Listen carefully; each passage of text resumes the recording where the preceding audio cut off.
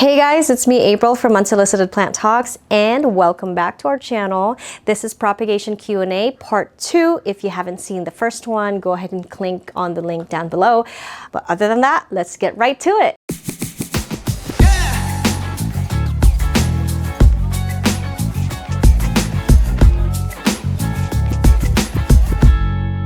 Let's start with the question that I had posted again. The question was, what is your biggest challenge when it comes to propagating Hoyas? A lot of you guys have sent me your answers. Thank you so much. And this is going to be some of the questions that I thought were really good to answer. First question is tendril drying out during rooting process. Now, here's my personal take and my personal opinion about this. It is okay for the tips to dry out. It's expected. Sometimes you can't prevent it. The good thing is it's not the end of the world.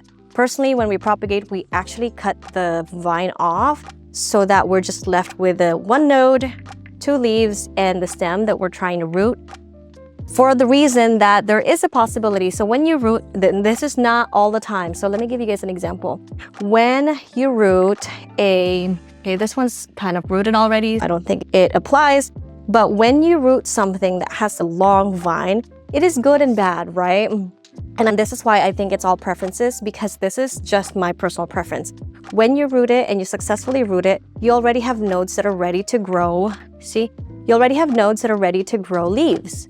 So that's good. However, there is a possibility that your tip is going to die off. And when that dies off, the apical dominance of that plant is going to be stunted a little bit, and it's gonna start growing somewhere else. Good and bad, it doesn't really matter. So it's all preferential. It's not the end of the world if your tip dies. However, the reason why we cut them all the way to the bottom is there is a possibility that your plant is gonna grow a lot bushier like this one. I don't know if y'all can see. You see how from the very node that we chopped, I already have a new set of leaves coming in here. Whereas if you have an existing propagation that has a long vine that doesn't have anything, and you see how the nodes are first node, or there's a node right here, there's another node right here. If I propagated that with the vine, didn't cut it off, then there's no chance really for this plant, or most likely this plant is going to grow leaves up here and up here. So now I have this like really long vine. So it's all preferential. Is that bad? Not really. But hey, look at this compared to this. Much better looking when it's bushy, right? So that is the reason why we do it. Does that mean that's the only way to do it? That's the right way to do it? Not necessarily. It's like I said, it's all preferential. Oopsie. I hope I didn't break that. Second question, rooting powder, yes or no? For the longest time, we weren't really using rooting powder. We don't have a problem rooting these Hoyas. They're very easy to root and they're very forgiving. However, recently we have been using rooting powder and it has been helping a lot, especially when it's not warm. So the roots are not always too active or growing right away. So with the help of rooting powder, it activates the specific chemicals in the plants to root faster, and it is helpful. So I do recommend using rooting powder if you'd like, because it's definitely going to help. As far as what rooting powder to use, we don't really have anything specific that we use. I typically buy whatever I can find in a big jar because we need a lot. I haven't really compared how much faster or slower different brands are. All I know is that every time we use rooting powder, our roots grow exponentially fast and more robust. Doesn't matter what brand it is, but here's the brand that we're using right now. I got it from Amazon, so if you guys are interested, you can use the same one. If not, you don't have to buy the big one too, because you don't really use a lot. Yep, it's all preferential as well. So if you guys like that one, I also linked it down below. That's the specific one we use at the moment. That doesn't mean that's what we're gonna use for the future. It really doesn't make a big deal for us. Next question is, I can't propagate Rotundiflora to save my life. Honestly, I don't think it's just you. We do have a hard time propagating Rotundiflora as well. It's not necessarily that they're failing and not rooting. It's just they take so long for us, even with rooting powder, even with a perfect environment. They do take a lot longer than your typical Hoyas to root. I just honestly, leave them aside, just forget about them, treat them like they're normal established plants, and eventually they start rooting. And you know what? Once they start rooting, they start growing really fast. Not necessarily the fastest growing Hoyas, but they do grow faster than they root. So no worries, just be patient, which is actually one of the answers that we have is patience. That is definitely the hardest thing for somebody who's always excited to see something new, right? Like me, like myself. One of the biggest problems that I have, and I always get yelled at by Mr. UPT, is I like to tug, I like to look, I like to see if they're growing or rooting whatsoever. However, with doing that, I'm stressing the plant, especially if the roots are teeny tiny. I end up ruining the roots and the plant has to restart rooting again. It is just not a good thing. So patience, it is definitely worth it if you can just leave it aside and don't do anything about the plants. Otherwise, I think it's gonna test your patience more if you keep tugging it, because the plant's gonna have to restart rooting if you break any roots. So I recommend just leaving it alone, whatever that means. Do you start fertilizing right away when starting cuttings in Coco Husk? The short answer is yes. So even though we have a specific greenhouse for rooting all of our cuttings, it's not necessarily a specific greenhouse just for the cuttings themselves, because we treat them differently. We don't treat them differently. It's just because we take appointments or visits here in the greenhouses. We typically put those cuttings that are not ready in one greenhouse so that our customers don't have to shuffle through which one is ready and which one's not. As far as treating the cuttings or the recently propagated plants, we treat them normally. The only different thing that we do when taking care of them is if the plants are rooted in pure core, obviously they're gonna have to be watered a lot less than the ones in pure husk. And so we try to put all the ones with pure core in a specific area so that we don't water it as often, and it makes it easier for watering as well. Other than that, nothing else. I treat all of the greenhouses exactly the same, whether it's cuttings or whatever. I fertilize as soon as I propagate it. It's just not feasible for me to shuffle things all the time. And let me tell you something, it hasn't had any problems yet. And I have yet to have any plants that burned from fertilizing because they haven't had any roots yet. So that's how my experience is going, but that doesn't mean that's how your experience is gonna go. So if you wanted to try that, maybe dilute your fertilizer. I personally don't dilute my fertilizer. I just fertilize them regular strength. And yeah, it hasn't given me any problems at all. This is actually a really good one. I have a really difficult time propagating small leaf Hoyas like Bella, lacunosa, etc. Do you have any tips? For lacunosa, I don't have a problem with them. I think there's a couple of lacunosas. The Cronianas are a little bit on the rotting side. They do tend to rot a little bit more often or a little bit sooner than other lacunosas that I have propagated. However, it's not that big a deal. All you have to do is make sure that your rooting medium is well aerated. You don't really want to put dome on them. Okay, let me clarify. You can keep them in a dome. However, you just have to make sure that you aerate it as often as you can, because having plants in a dome, not enough aeration, not enough air circulation is the perfect recipe for fungus, bacteria to grow. And if they grow, then your plant is going to have a hard time and it's probably going to rot before it roots. So that's for lacunosa. As far as Bella, I totally agree. I have a hard time propagating Bella, and not necessarily that. Number one, yes, they are a little bit more finicky than other Hoyas, but second, for those we have to baby. And as you guys know how we propagate here, we treat everything the same. So whenever we propagate lacunosas, we have to baby them, put them in a dome until they're rooted, because they're very susceptible to dying off because of the stems. The stems are softer, the leaves are thinner. So they do require a little bit more finesse in how you root them. And typically how we do it is we just use a very small container or a small area where we put pure core, we let them root there, and we just water whenever we think that it's dry. It's okay to completely dry them out, just don't completely dry them out for a long time, because then your cutting is going to completely dry out. But yeah, that's how we do it. This is actually, let me show you guys an example. For special ones that we have, So we have, over here, we only have 2 sizes pots, or most of our pots are only 2 sizes. We have the 4-inch pot, which is this guy right here. So that's a 4-inch pot. And then we use, for smaller plants, we use a 2.5-inch pot, which is right here. This is a gunung gading. And this is a little too big. Personally, in my personal opinion, these are a little too big for Bella or Hirsuta, which is very small, or Serpens. So what we typically do on some of them is we use a tray like this one. These are really good. I really don't like giving myself and everybody else extra work. That's why Coco Husk is also very good for us, because we just root in the medium that we keep it in and we forget about it.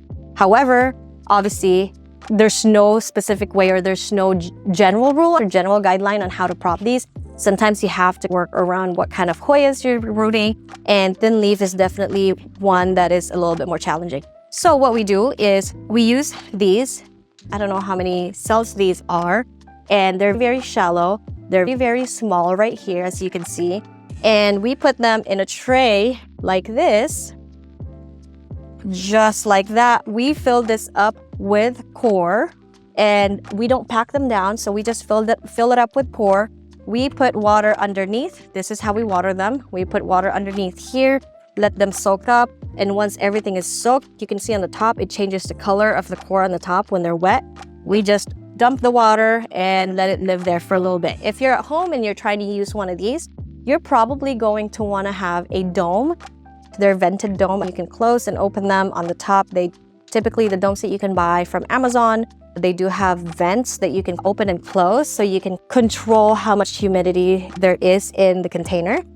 And some people also like to use heat mats, because when you have heat mats, it's going to expedite the roots as well. However, I am on and off with heat mats. I love them. I used to use them a lot when I was just collecting, but it always worries me if it's a little too hot, it's going to cook your stems, especially if you are trying to root stems that are thinner and just not as woody as the other typical Hoyas.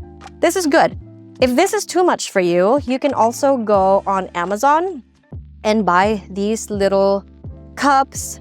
They're actually clear cups. I think there are also ones that are opaque, and they come with lids, and you can propagate your plants that way, like this Bella right here, and it does very well for us as well. So on my certain special plants, that's also what I use, just like this Bella.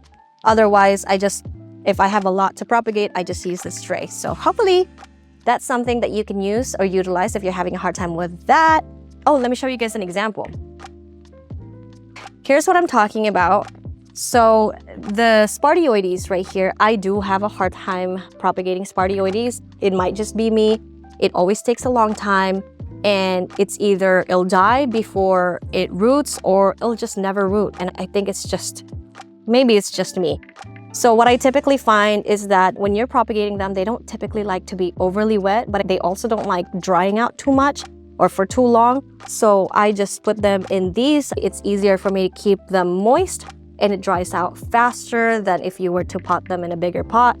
And I have a better success rate on this one.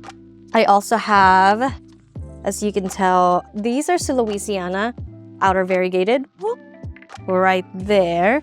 They don't necessarily have to be in this propagating tray. The only reason I put it here is because I put all of my sensitive ones here, and so because this is a very cool plant and I don't have a lot of right now, I want to be able to watch them closely and make sure that they're rooting well.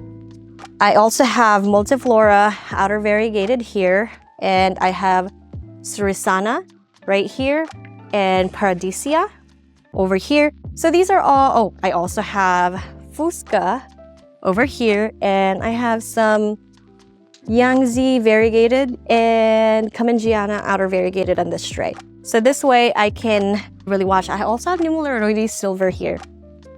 So I get stopped talking about my plants. It's so fun. I have such a good success rate on this one. I think on the last video, I showed you guys how it looks like when it's ready to be potted up. So that's what you're looking for when you're potting up the plant from the propagation tray. Next question is, propping cool growers without burning their leaves has been the hardest for me. Honestly, for us as well. And one of the examples that I could think of right now is Hoya Propagation. That one just gives me a hard time. I honestly think and fully believe that it's a cool grower plant. I personally haven't looked into it. I really should. But it seems to be a cool grower plant because during winter is when it was thriving the most.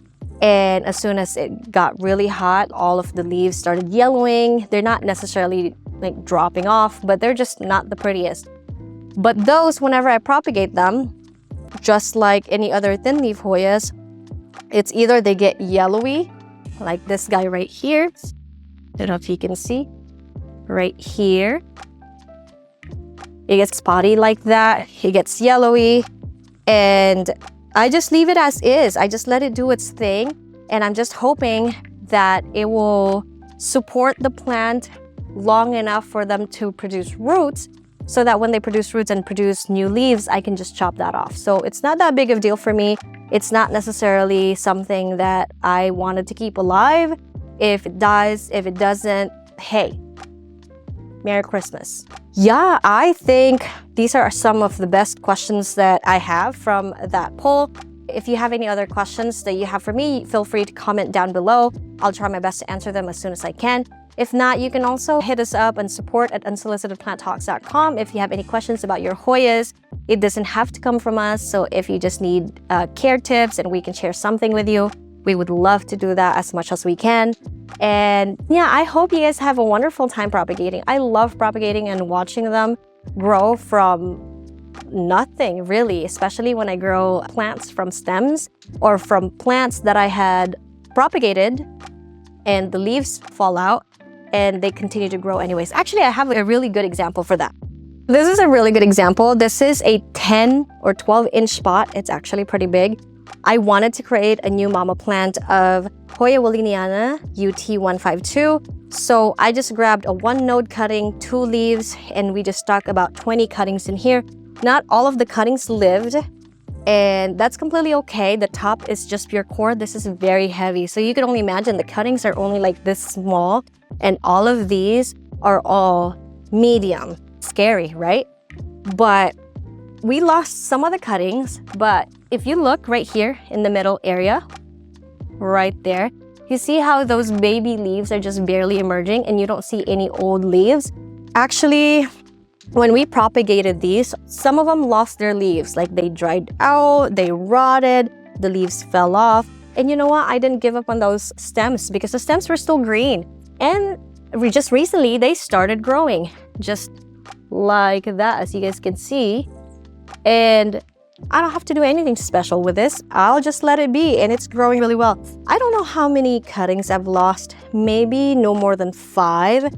And you see how forgiving Hoyas are? Like I said, sometimes only in specific cuttings or specific species, you don't have to have a very small container. I know a lot of people say, don't pot it in a too big of a pot, although there is some merit to that, and I understand. Because if you pot a small plant in a big pot, it's gonna take forever for it to dry out. So there's higher risk of you rotting that plant.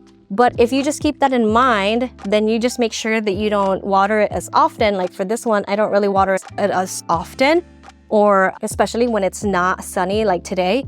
But I usually put this in a very high area of the greenhouse, so it gets a lot of heat, it gets a lot of sun, and the top dries out pretty fast. So yeah, isn't that cool? I know those guys are rooted. I know these guys are rooted because they're already growing leaves. So in no time, we're actually going to have a really full basket that everybody will get to enjoy. So yeah, those are some of the tips and tricks that I can share with you. Other than that, I hope you guys have a wonderful time propagating. And yeah, enjoy your time. I'll see you guys next time. Thank you for watching. Bye.